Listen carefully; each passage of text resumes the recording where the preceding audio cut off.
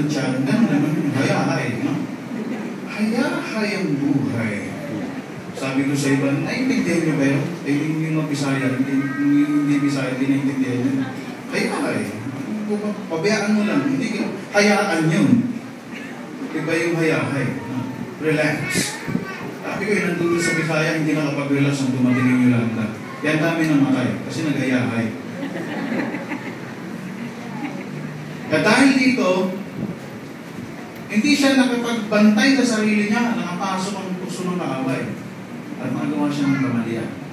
Nakakita siya ng naliligo. Taking a bath, si Bathsheba. At dahil doon nakagawa siya. Pero ang kagandahan ng Panginoon, kung saan ka nagkamali, doon ka niya itatayo. Amen? At yung anak niya kay Bathsheba, yun ang bumalik sa kanya, si Haring Solomon. Ang naging matagumpay. Amen? Amen. Glory to God. At habang nakantahin ko ito, kasi ito mo yung nakatulong sa akin. Sa lakad ko bilang isang lingkod ng Panginoon, bilang Kristiyano, nakakaranas ko ng mga sabit, ng mga supply. Pero kabuti ang kagandahan, na-appreciate ng Panginoon yung habang nagkakamali ka, lumapit ka sa Panginoon. Panginoon, sorry. Kasi ganyan din nangyari kay Papa. Meron siyang mga bagay na nagagawa na hindi niya dapat gawin. At meron siyang hindi magawa na dapat niya gawin. Na nagiging mali sa harapan ng Diyos. Dahil tao na tayo. Meron talaga, salita yun. Pasensya ka na, tao lang. Yun talaga. Pero kahit na tao ka lang, ang mahalaga, magpasakop ka sa Diyos. Hindi excuse. Kasi we're not perfect yet, no? Lagi tayo sa Panginoon. Maaaring matagal ka nang nakakilala sa Panginoon. O maaaring ngayon ka lamang nakatalo sa ganitong gawain. It's about time. Kausapin mo ang Panginoon. Ililid ko kayo sa panalangin nito na isang awit. Isang pusong tapat. Kausapin mo ang Panginoon. Huwag mong kausapin ang katabi mo. At huwag mong pakinggan yung sinasabi ng katabi mo. Si Lord ang pakinggan mo. Kaya minsan din natin narinig yung boses ng Panginoon. Kasi kahit may service ngayon, may service din niya sa likod. May nag-praise din siya sa tabi mo. Hayaan mo ang Panginoon ang mamuso sa'yo.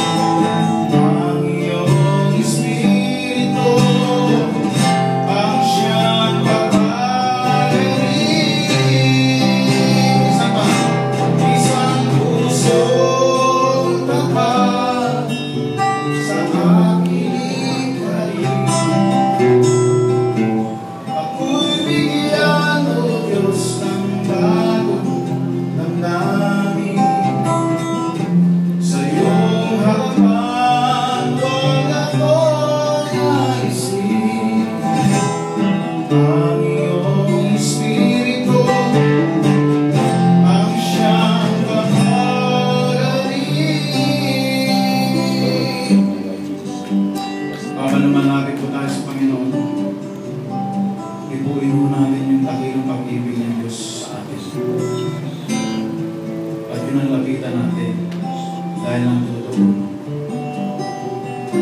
ang kaligtasan na pinibigay ng Diyos. Kaawaan, o mahal kong Diyos, sangayon sa'yo, kagandahan loob, mga kasalanan ko ay iyong gawin, ayon din sa'yo, pag-ibig sa akin. Siya nga po, Panginoon, lumalapit kami sa'yo, papakumbaba. Nakikita mo kami, Panginoon, maaaring iba yung nilalabas ng aming sarili, pero sa pagkuturo ng aming puso, nandunan lahat ng klase ng pagkukunwari, lahat ng klase ng pag-iimbot, ang kahalayan, ang pandarayan. Panginoon, patawarin mo, Panginoon. Ilagay mo po kami sa sitwasyon, Panginoon, na patuloy na magpakumbaba sa iyong harapan. Binubuksan namin ang aming puso at hinahayaan kang pumasok. At kung naman nakikita mo mga bagay na hindi ka lubog-lubog sa iyo, punutin mo ang lugar na ito, Panginoon. Yes, Lord. Magpalitan mo na yung trono na kung saan ikaw ang upo, ikaw maghahari at ikaw mamumuno sa buhay ito mula ngayon. O God, maraming salamat po sa iyong magiging pag-ibig. Tinatanggap ko ang benepisyo na krus ng Kalbaryo na kung saan pinakita mo yung pagmamahal para sa katulad kong makasalanan. Maraming salamat. Yes, Lord. Ikaw ang aking Panginoon. Ikaw ang aking Diyos mula ngayon. At sa iyong pagbabalik, nawa ako'y makasama dahil ang pangalan mo ngayon ay nakasulat sa aklat ng buhay. Maraming salamat, Panginoon, sa dakilang araw na ito na kung saan tumanggap ako ng pagpapala mula sa iyo. Maraming salamat sa pangalan ni Jesus. Amen. Panginoon, kayo po, Panginoon, ang higit na nakakalam Yes, kung Lord. sino man yung nandito, O God, na sumunod sa panalangin na yun, matumanggap sa iyo, Panginoon, ang pakumbaba sa iyo, Panginoon. Katapuin mo siya, O God. Siya man ay nananalangin, humihingi ng kapatawaran. Yes, Panginoon, pakinggan mo siya. Yes, Lord. At naniniwala ko, Lord, na may maganda kang plano sa buhay mo. Amen. Dalangin ko, Panginoon, ng paglabas na rito, Yes. tunay na maranasan niya ang pagiging bagong nilalang. Amen. Isang tao na pinag-aarian Yes, Lord. ng iyong pag-ibig, Panginoon. Amen. Maraming salamat po sa mga tao na ito, sa mga kaluluwa na ito. Yes. Ngayon naman nakadalo sa ganitong gawain. Sa ngayon, Panginoon, ay welcome sa iyong kaharian. Maraming salamat po. Patuloy mong ibuhos, Panginoon, ang iyong pagpapala sa bawat isa. Sino man ang may pangangailangan, O God, katagpuin mo yun. Sino man may problema sa kanilang pananapi, O God, kayo ang magbibigay nito. Sino man may problema, Panginoon, sa kanilang pag-aaral, O God, kayo ang tutugon nito. At anuman lahat, Panginoon, ng kanilang kahilingan, Panginoon, Lord, kayo ang magbibigay nito, Panginoon. At maging ang pamunuan ng gawain nito, Panginoon, patuloy mo ibuhos, O God, ang iyong masaganang pagpapala. Ang lahat ng kanilang plano, Panginoon, ay maging kaayon, Panginoon, sa iyong kalooban. At naniniwala kami, Panginoon, patuloy mong ibubuhos, Panginoon, Yes. ang masaganang pagpapala sa bawat isa. Maraming salamat, O God, sa iyo lahat ng papuri sa pangalan ni Jesus. Amen.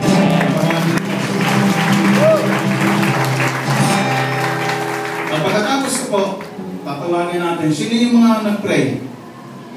Yung nanalangin ngayon. Mamaya tatawagin natin sa harapan natin pag-pray namin kayo.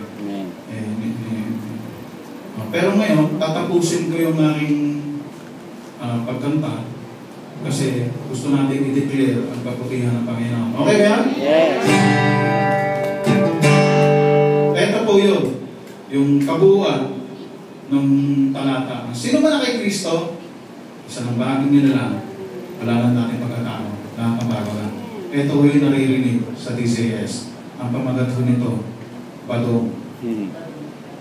Alam mo ba? Ito yung sinabi ng pastor. Yung naglalakad ako sa Manila, nag-iisip ako makagawa na isang awit katulad nito. Napadaan ako siya sa kalye, sa may Mabini. Kasi tumutugtog ako sa Praise Cafe. It's a gospel coffee shop. Pero ngayon wala na kasi mga missionary din ng Korean sa magpapatakbo. At mga tumutugtog, mga missionary din na mga dati ng mga musikero. At yung iba, kung saan saan nagpunta, katulad ko, travel ako sa iba't ibang lugar. Hindi ko alam kung nandun ba. Habang naglalakad ako sa may Mabini, nakakita ko na isang grupo, marami sa isang building. Ang gagandang babae, sus, Ginoo, tao. Buwang pa kaayo. Bland yung buhok nila, ang puti, kayo. Bislit nila, ang bewang, naku. Nung tinitingnan ko sila, munti ko na makalimutan yung misis ko. Pero nung mapalapit ako, agoy, bad trip. May mga andong sample. So I got an idea to write this song. At itong unang awit nito, yung Badong, kinanta ko nung nandun ako sa home run. At very successful ng maraming mga tao nakadawat sa panalangin sa Ginoo. Nag-Bisaya na maraming tumanggap sa blessing ng Diyos. Kasi sa Bisaya, ang panalangin, blessing. Kaya ang panalangin talaga, blessing ng Diyos. Amen? Glory to God. Samahan niyo ako.